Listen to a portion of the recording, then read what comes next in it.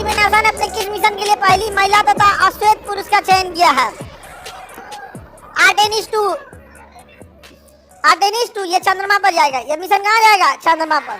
NASA के पास पैसा की कोई कमी नहीं है। हम लोग के यहाँ पैसा का कमी हो जाता है, वरना देखिए हम लोग में 2008 में हम लोग चंद्रयान 1 लाए, 2010-12 में 2 ले आना चाहिए, 13-14 में लेके आना चाहिए चंद्रयान 3। इतना लंबा लंबा गैप होता है जी, 15 साल का गैप। आप खुद सोचिए, 15 साल का गैप होता है। 2008 में चंद्रयान 1 जबकि सक्सेस हो गया था, 2019 में चंद्रयान 2 और 23 में चंद्रयान 3। खैर ये तो जल्दी आ गया। चंद्रयान 2 और 3 में दिक्कत उतना नहीं हुआ, लेकिन चंद्रयान 1 और 2 के बीच में 10 साल का गैप। सोचिए 10 साल का गैप होना चाहिए जी। जितना जल्दी एग्रेसिव रहिएगा उतना फायदा होगा। जो आगे निकल गया वही रूल करेगा। अंतरिक्ष में जो आगे निकल गया वही रूल करेगा। देखिए रॉकेट जो होते हैं ना, वो महंगे इसलिए हो जाते हैं कि वो लौट के नहीं आते हैं। सपोज कीजिए आप एक हवाई जहाज से पटना से दिल्ली जा रहे हैं, लेकिन वो हवाई जहाज बस एक ही बार यूज हो सकता है। आप अंदाजा लगाइए किराया कितना महंगा होगा। वो बार बार यूज होता है, दिन भर में 5 बार 5 शहर की कम से कम उड़ान भरता है।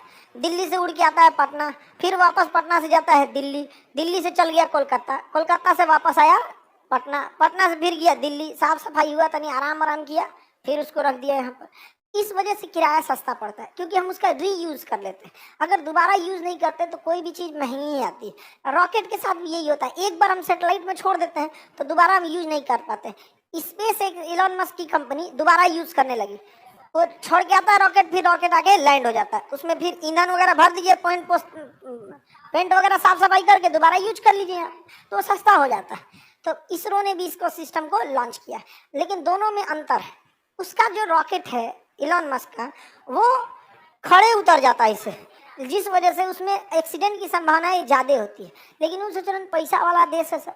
हम लोग का जो रॉकेट है, वो रॉकेट ऐसे रॉकेट को इसे छोड़ देगा अंतरिक्ष में, उसके ऊपर सैटेलाइट लगा दिया जाता है, जाएगा अंतरिक्ष में, छोड़ देगा, और छोड़ने के बाद वो 2 पार्ट में होगा। एक पार्ट अंतरिक्ष में चला जाएगा, वो तो खराब होना ही होना है, और जो नीचे वाला पार्ट है वो छोड़ने के बाद वापस आएगा और जहाज की तरह क्या होगा, लैंड करेगा। ऑटोमेटिक जहाज की तरह क्या होगा, लैंड करेगा रनवे पर। तो कर्नाटक के चित्रदुर्ग एयरबेस पर वायुसेना को बुलाया गया और डीआरडीओ ने कहा कि देखिए हमें कोई धोधड़ मशीन बनाए हैं, ये क्या है आपको मतलब नहीं है, इसको अपने हेलीकॉप्टर में टांग लीजिए और ले जाके अंतरिक्ष में हवा में उड़ाइए और कहीं ले जाके छोड़ दीजिए। ले गया हेलीकॉप्टर ऊंचाई पे और वहीं ले जाके छोड़ दिया। पूछ रहा है कि टूटे फूटेगा नहीं, तो कह रहा अरे आप छोड़िए ना जी, टूटे फूटेगा नहीं। जैसे उसको छोड़ा गया हवा में होगा, उसका सेंसर ने भांप लिया, तुरंत विंग्स उसका निकल गया बाहर। विंग्स क्या हो गया, बाहर निकल गया। उसका ऑटो पायलट तुरंत जीपीएस से कनेक्ट हो गया कि हमको जाना कहाँ है, उसको बता दिया गया था, पहले ही गूगल मैप दे दिया गया था, इधर मुड़ो। उसका मुँह वो पट्टी करके छोड़ी थी इसरो एयरफोर्स, तुरंत घूम गया, उन्हें नहीं जी इन्हें जाना है यहाँ पे, तुरंत यहाँ से दाहिने बाएं लेफ्ट राइट करके कदम चाल धीमा करके एयरपोर्ट से लाइन अप कर लिया और अपना चक्का बाहर निकाल दिया और उतर गया एयरपोर्ट पर। एयरपोर्ट पे उतरा तो इसका स्पीड बहुत ज्यादा था, देखा गया अरे बाप रे तो हम हिल जाएंगे एयरपोर्ट के आगे, थुथुर लड़ जाएगा मेरा। दाएं से पिछवाए को पैरासूट खोल दिया, तुरंत पैरासूट खोल दिया यहाँ पे और उतर गया, पूरा सक्सेस हो गया हम लोग का। तो हम लोग के रीयूजेबल रॉकेट में एक्सीडेंट की संभावनाएं कम है, समझ आ गया कि नहीं आ गया?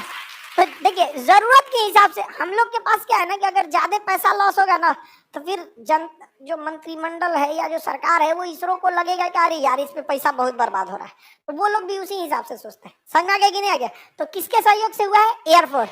एयरफोर्स ने चिनूक हेलीकॉप्टर में लादा और टांग गिरा दिया उसको। एयरफोर्स वाला परेशान थे कौन ची गिरवा रहा है हमसे, लेकिन बाद में क्या हो गया, सक्सेस हो गया यहाँ पर। समझ आ गया? तो अब देखिए इसरो है, ये रॉकेट किसका है? इसरो का। हथियार बनाती है डीआरडीओ, और लॉन्चिंग के लिए किसे बुलाइए? एयरफोर्स। किसे? एयरफोर्स। समझ आ गया कि नहीं? इंटीग्रेटेड होते हैं सब। तो आप ये मत समझिएगा कि अंतरिक्ष कार्यक्रम सेना के काम में नहीं आएगा। अंतरिक्ष में वही रॉकेट होता है जो सीधा जाता है, क्या दिक्कत है, उसको टेढ़ा कर देंगे चल जाएगा कहीं और नहीं समझ आया? अरे जो अंतरिक्ष में जा सकता है बगल में जाने में क्या दिक्कत है? जब हम चांद पे जा सकते हैं